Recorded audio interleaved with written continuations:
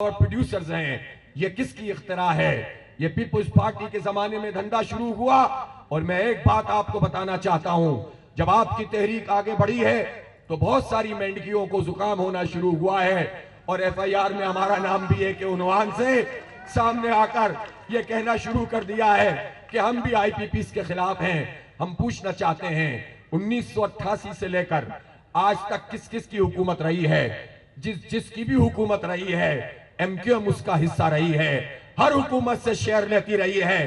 कराची, हैदराबाद और सिंध के शहरों का बेड़ा गर्क करती रही है। यहां भत्ताखोरी, दहशतगर्दी, बोरी बदलाशों का कारोबार करती रही है। वडीरों के आलाकार का किरदार अदा करके यहां पर लोगों को तबाह बर्बाद करते रहे हैं। और आज ये कहते हैं कि आईपीपीस हाँ वो नहीं होने चाहिए। जितने आईपीपीस बने हैं सब में पीपुल्स पार्टी या नून लीग या काफ लीग और फिर एमक्यूएम इसमें शामिल रही है। और पीटीआई के दौर में भी ये आईपीपीस मजीद वजूद में आए हैं। इसलिए कोई भी ऐसा नहीं है जिसने इस पूरे धंधे में अपनी शिरकत ना की हो। जिसने जितना वक्त गुजारा है उतना ही कौम को लूटा है। और जब हम ये कहते हैं कि ये कैसी नाइंसाफी है, जो बिजली बनती ही नहीं है उसको भी पाकिस्तान की कौम अदा करे, पाकिस्तान के गरीब अदा करें, मिडिल क्लास लोग अदा करें, पाकिस्तान के ताजिर अदा करें, पाकिस्तान के सनतकार अदा करें और सनतों का भट्टा बैठता रहे, मईशत तबाह होती रही है और लोग गरीब से गरीब तर होते चले जाएं, मिडिल क्लास बर्बाद होती चली जाए। और आप ये कहें कि हमने जो मुआहदे किए हैं उन मुआहदों के मुताबिक तो हमें अमल दरामद करना पड़ेगा, वरना ये लोग किसी कोर्ट में चले जाएंगे, इंटरनेशनल कोर्ट में चले जाएंगे। मैं ये बात बताना चाहता हूं, मीडिया के तवस्सुस से पूरी पाकिस्तानी कौम को बताना चाहता हूं कि वजीर आजम से लेकर निचली सतह तक ये सारे लोग झूठ बोल रहे हैं, ये सब धोखा दे रहे हैं। इन आईपीपीस में कितने मुआहदे ऐसे हैं जो झूठ पर मबनी हैं, ओवर कैपेसिटी शो की गई है। आज फॉरेंसिक ऑडिट कर दीजिए, आज पता चल जाएगा कि इन माफियाज ने इन आईपीपीस के साथ मिलकर कितना खून निचोड़ा है, कितने खून पसीने की कमाई को खाया है। ये किसी को मुंह दिखाने के काबिल नहीं है। कोर्ट में कहां जाएंगे? और मैं ये भी पूछना चाहता हूं, आईपीपीस को बचाने के लिए, इस धंधे को बचाने के लिए तो आप हमें डराते हैं कि ये इंटरनेशनल कोर्ट में चले जाएंगे, लेकिन जो पाक ईरान गैस पाइपलाइन है, इस गैस पाइपलाइन पे जो मुआहदा आपने किया था, इस मुआहदे के मुताबिक ईरान ने अपना हिस्से का काम मुकम्मल कर लिया, पाकिस्तान ने इस पर काम नहीं किया।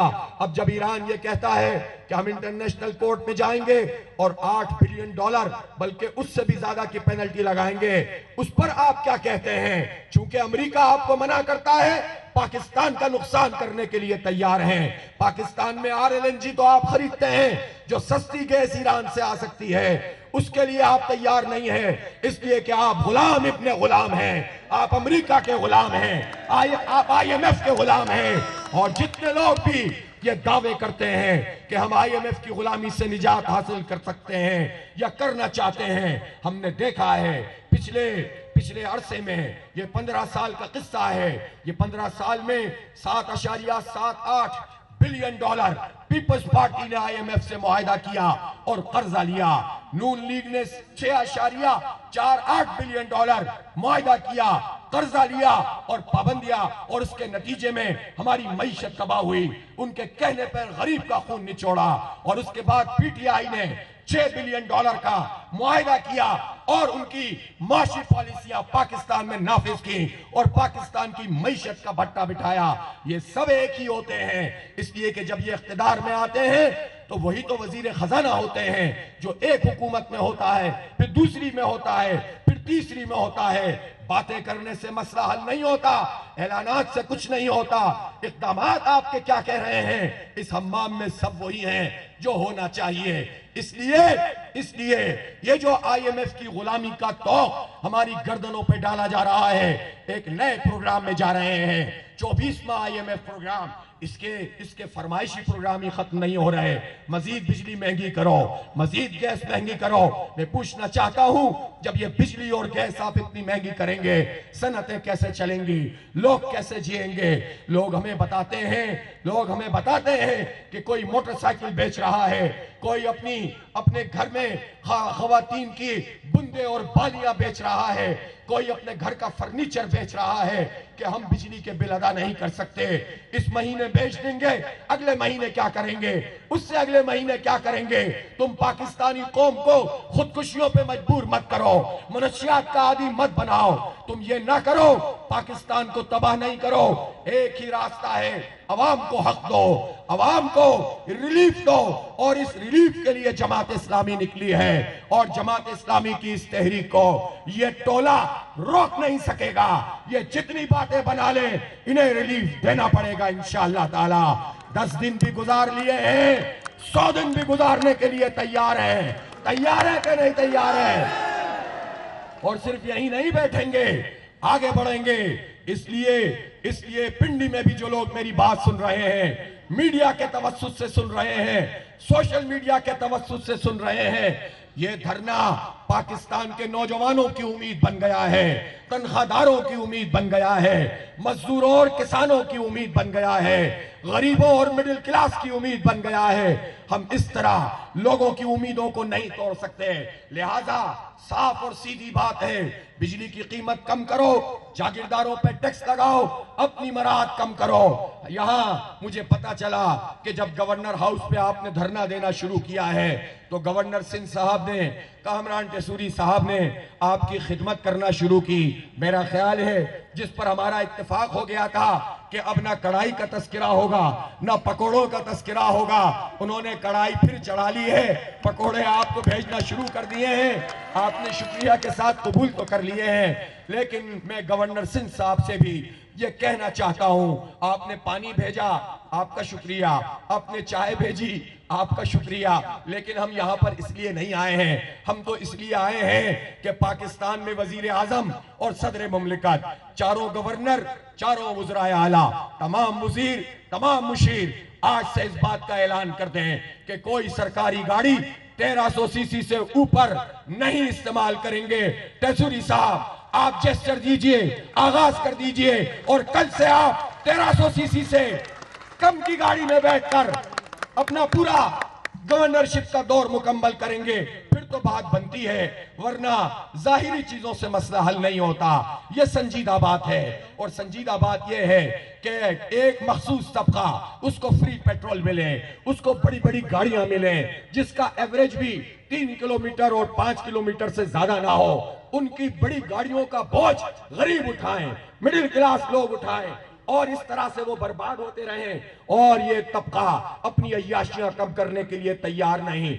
हमसे कहते हैं वुज़रा कैसे बिजली की कीमत कम करें, ऐसे बिजली की कीमत कम करो कि अपनी मराहत खत्म करो, और उसके नतीजे में जो पैसे बचे वो गरीब के हक में इस्तेमाल करो। ये शहर कराची है, ये मिनी पाकिस्तान है, ये पाकिस्तान की मईशत को चलाता है। 54% एक्सपोर्ट यहां से होती है, 67% रेवेन्यू जनरेट होता है।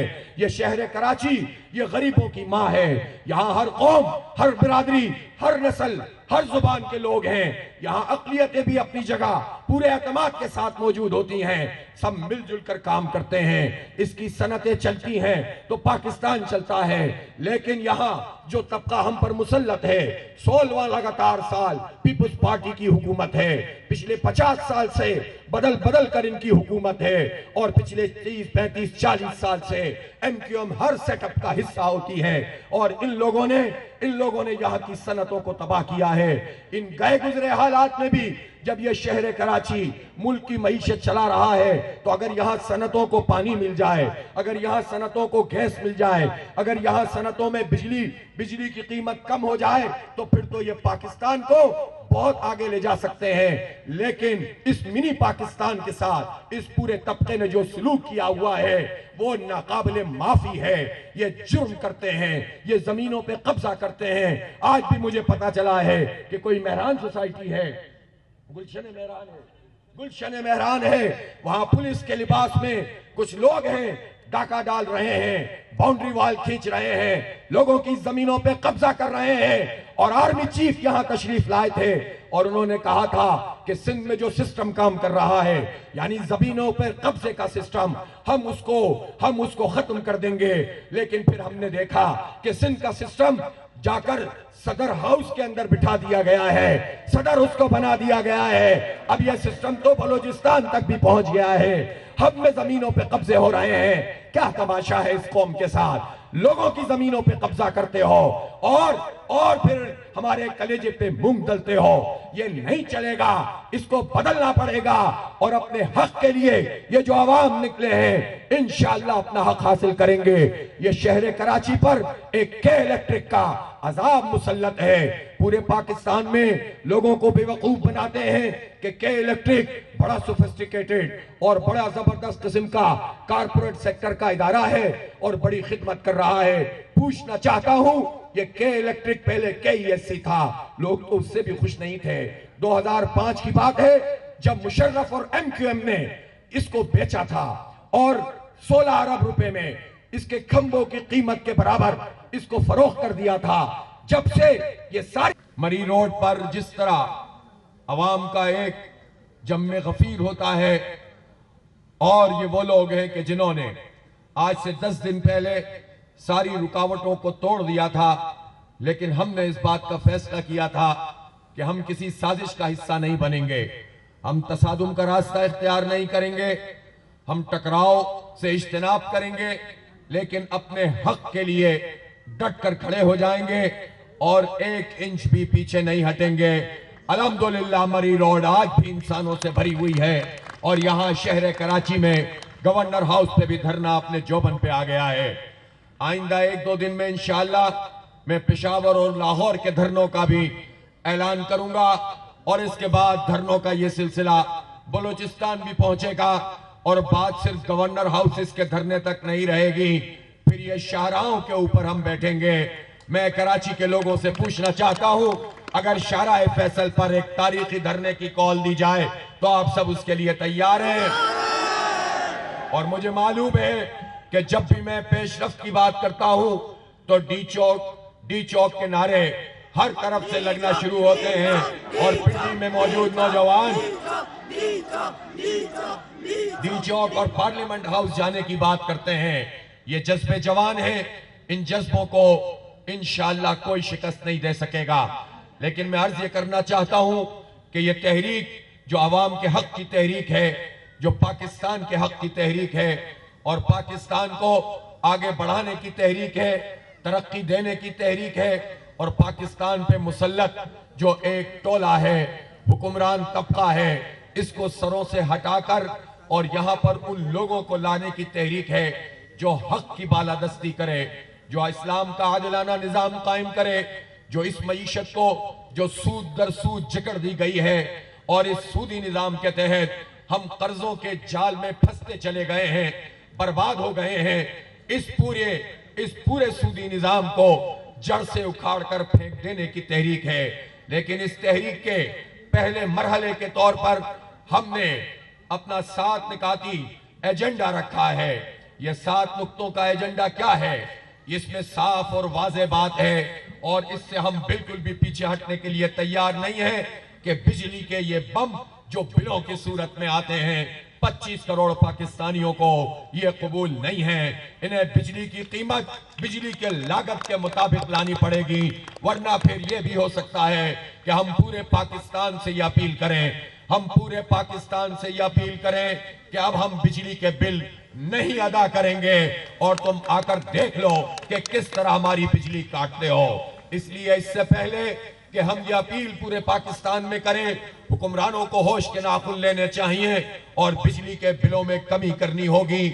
हम इस मुतालबे से दस्तबरदार नहीं हो सकते।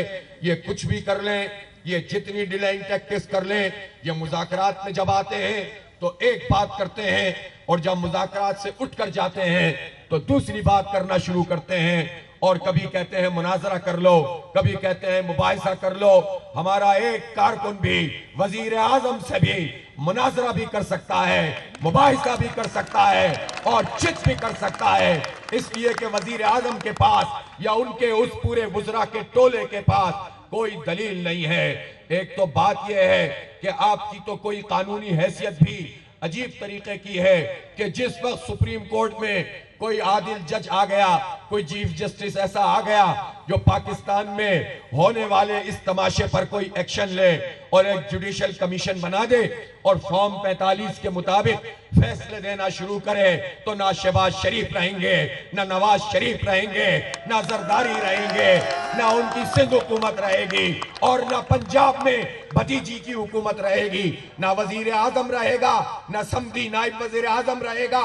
ये खानदान जो हम पर फैमिली एंटरप्राइजेस की सूरत में मुसल्लत हो गए हैं, ये तो एक ही झटके में रवाना हो जाएंगे। लेकिन क्या करें, हालात जिस नौइयत के हैं, वो तहरीक भी अपनी जगह मौजूद है।